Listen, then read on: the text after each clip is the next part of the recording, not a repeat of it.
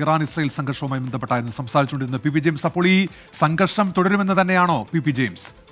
തീർച്ചയായിട്ടും സംഘർഷം ഇപ്പോൾ കൂടുതൽ രൂക്ഷമാവുകയാണ്. പ്രത്യേകിച്ച് രണ്ടു കൂട്ടരും മിസൈലുകൾ അയക്കുന്നു, അതുപോലെ തന്നെ പോർ വിമാനങ്ങൾ പരസ്പരം ഏറ്റുമുട്ടുന്നു.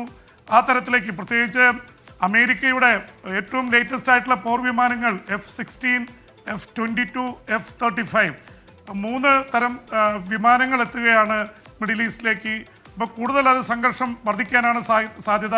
എന്തായാലും ഡൊണാൾഡ് ട്രംപ് ഇറാൻ്റെ പരമോന്നത നേതാവ് ആയത്തുള്ള ഖമനിയെ ഒളിസങ്കേതം അറിയാമെന്നും വേണ്ടി വന്നാൽ എന്തു ചെയ്യാനും മടിക്കില്ല എന്നുള്ളത് പറഞ്ഞതിന് പിന്നാലെ റഷ്യയും ചൈനയും രംഗത്ത് വന്നിട്ടുണ്ട്. എന്ന് മാത്രമല്ല, ഇപ്പോൾ ഈ മണിക്കൂറുകളിൽ ഒരുപാട് വാർത്തകൾ വരുന്നത് ചൈനയുടെ ഈ ട്രാൻസ്പോർട്ട് വിമാനങ്ങൾ ആയുധങ്ങളുമായി ഇറാനിൽ എത്തുന്നുവെന്ന് തന്നെയാണ്.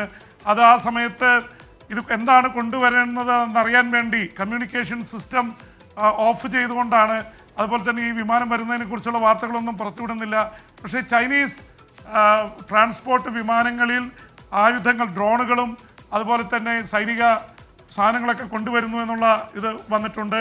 ചൈനയുടെ ഫോറിൻ മിനിസ്റ്റർ വാങ്ങി ഇസ്രായേലുമായിട്ട് സംസാരിച്ച് ഇത് അൺആക്സെപ്റ്റബിൾ ആണ്, ഒരു തരത്തിൽ അംഗീകരിക്കാൻ പറ്റില്ല ഇറാനെ ആക്രമിക്കുന്നതെന്ന് പറഞ്ഞിട്ടുണ്ട്. ചൈന ഇറാൻ്റെ പക്ഷം പിടിച്ചിരിക്കുന്നു. അതിന് പ്രധാന കാരണമുണ്ട് ഡോക്ടർ ഉന്മേഷ്. കാരണം ഇറാനെ സംബന്ധിച്ചിടത്തോളം, ചൈനയെ സംബന്ധിച്ചിടത്തോളം അവർ ഏറ്റവും പ്രധാനപ്പെട്ട ട്രേഡ് പാർട്ട്നേഴ്സാണ്. ഇറാൻ്റെ ഏറ്റവും വലിയ ട്രേഡ് പാർട്ട്ണർ, വ്യാപാര പങ്കാളിയാണ് ചൈന. എന്ന് മാത്രമല്ല, ചൈനയിലേക്ക് ഏറ്റവും കൂടുതൽ എണ്ണ അയക്കുന്നത്, പെട്രോളും ഡീസലും അയക്കുന്നത് ഇറാനാണ്. അപ്പോൾ ഈ രണ്ട് തരത്തിൽ വലിയ വ്യാപാര ബന്ധമുള്ള രണ്ട് രാജ്യങ്ങൾ, അവർ അച്ചുതണ്ട് അനുസരിച്ച് തന്നെ ചൈനയും ഇറാനും വടക്കൻ കൊറിയയും റഷ്യയും ഈ ഉക്രൈൻ യുദ്ധകാലത്ത് തന്നെ ഒരു അച്ചുതണ്ടിലേക്ക് എത്തിയതാണ്. ആ അച്ചുതണ്ട് കൂടുതൽ ശക്തമാവുന്നു. റഷ്യ പറഞ്ഞിട്ടുണ്ട് അനധികൃതമാണ് ഇസ്രായേൽ നടത്തിയ ആക്രമണം എന്ന് പറഞ്ഞിട്ടുണ്ട്.